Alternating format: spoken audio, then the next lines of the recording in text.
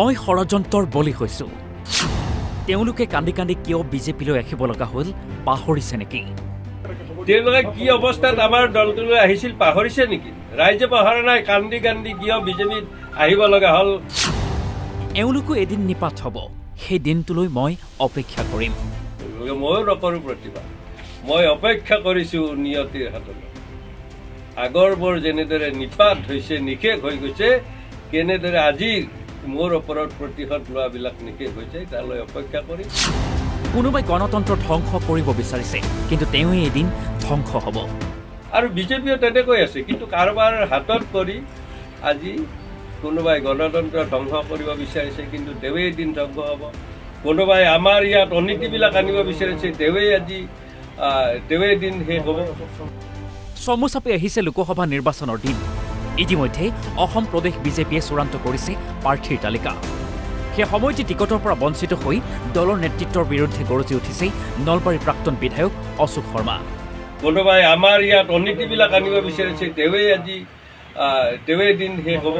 বা যেনেদৰে তেওঁলোকে 9 বছৰ, 10 বছৰ বা 12 বছৰ আগত আহি আমাৰ দলটোক নিজৰ স্থানত অপমানিত হৈ নিৰ্যাতিত হৈ ইয়াত আহিছিল, আমি আঁকোৱালি লৈছোঁ, কিন্তু তেওঁলোকে আজি আমাক বাহিৰ কৰিব বিচাৰিছে।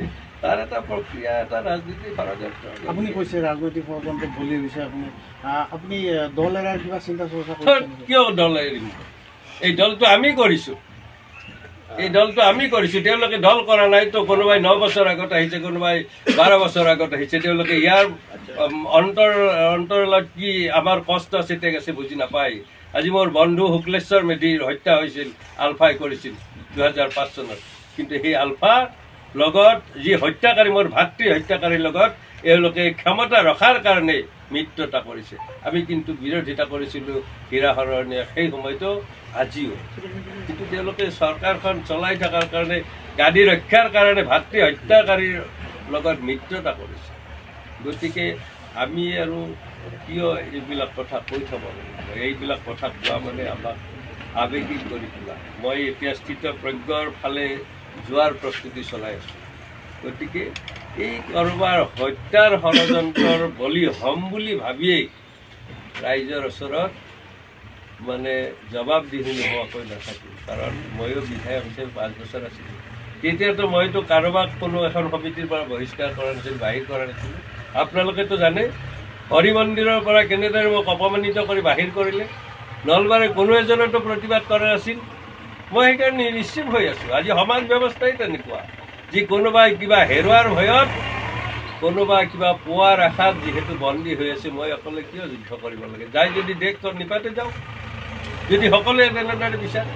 গতিকে মই সেইকাৰণে উচ্চ বৈশ্য কৰাৰ কথাটো নাই, তোষামোদ কৰাৰ কথাটো নাই। আৰু মই যি আদৰ্শত আছোঁ ইয়াৰ পৰা কেতিয়াও বিচলিত নহওঁ, কেতিয়াও অনীতিক মই তোষামোদ নকৰোঁ। আপোনাৰ এই ৰাজনৈতিক ষড়যন্ত্ৰত কোন জড়িত থকা বুলি আপুনি ভাবে?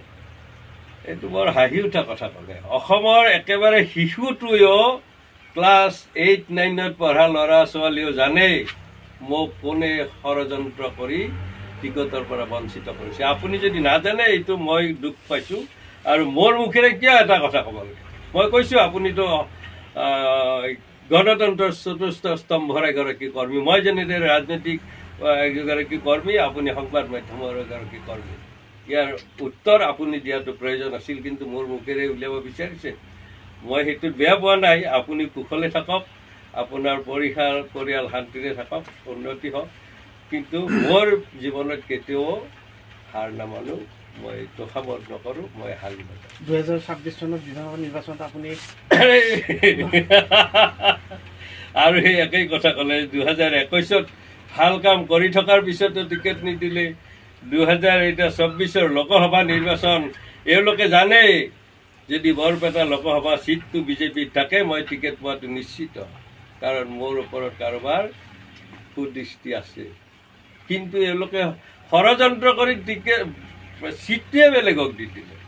আপুনি যদি নেতৃত্বৰ তোষামোদ নকৰে, আপুনি টিকেট নাপায়। এটা ষড়যন্ত্ৰৰ মই বলি হৈছোঁ, আৰু সেইকাৰণে মই ভাবিছোঁ যে মই টিকট নোপোৱাটো নিশ্চিত। আৰু মই তাৰ কাৰণে ভীতিগ্ৰস্ত নহয়, বা মই অকণমানো বিষাদগ্ৰস্ত নহয়। কি মই সনাতন ধৰ্মত বিশ্বাসী, আমাৰ ওপৰত ঈশ্বৰ আছে, কোনো নেদেখিলে তেওঁ যিহেতু দেখে, গতিকে এই যি মোৰ ওপৰত অত্যাচাৰ হৈছে, এই অত্যাচাৰ জেনেৰেলি নেচাৰেলি ইয়াৰ বিচাৰ হ'ব আৰু এওঁলোকে এদিন নিপাত হ'ব আৰু সেই নিপাত হোৱাৰ দিনটোলৈ অপেক্ষা কৰিম।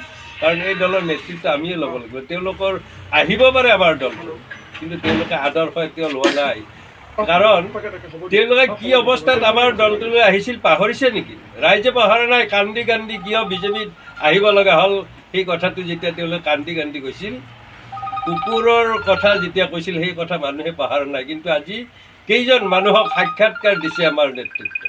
আপুনি এটা কথা কৈছিলে, যথেষ্ট প্ৰতিক্ৰিয়া হৈছিলে যে অপাত্ৰত দান কৰা। নিশ্চিত এইবিলাক কাৰণ নহয় নেকি? মইতো এনে কথা কোৱা নাই। আজি গণতন্ত্ৰ আছে আমাৰ অসমত। মুৰব্বী হ'ল বুলি তেওঁ মই কৰি থাকিব, কোনে প্ৰতিবাদ নকৰে, এইটো কিবা কথা হ'ব পাৰে নেকি?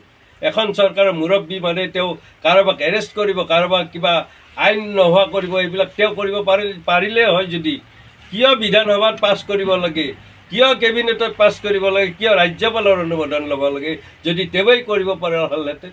কিন্তু কোনেওতো প্ৰতিবাদ কৰা নাই। গতিকে মই কিয় প্ৰতিবাদ কৰিব লাগে? ময়ো নকৰোঁ প্ৰতিবাদ।